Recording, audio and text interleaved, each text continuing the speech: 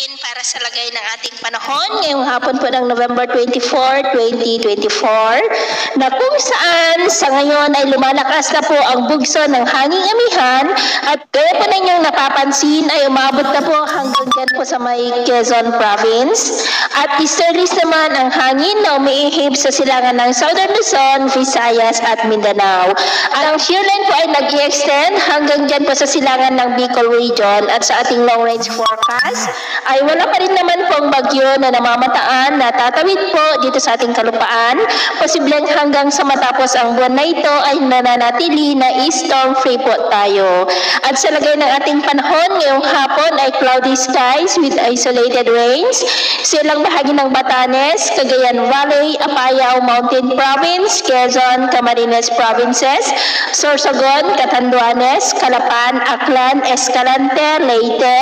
Northern Samar, Eastern Samar, Caraga, Davao Region at Sorsogon. At mamayang gabi, posible pa rin ang mga pag-uulan sa ilang bahagi ng ating bansa, lalo na sa silangang bahagi, kaya mag-ingat po tayo sa mga banta pa rin ng mga pagbaha at pagguho ng lupa. Sa atin naman pong mga baybayin, dahil po sa amihan ay iwasan na muna natin ang papalaot sa buong seaboard ng Batanes, buong seaboard ng Babuyan Islands, Cagayan, Ilocos Norte, Ilocos Sur, La Union, Pangasinan, Isabela, dahil ang mga alon dyan ay posible po naabot hanggang sa 3 to 5 meters height. Kaya hanggat maaari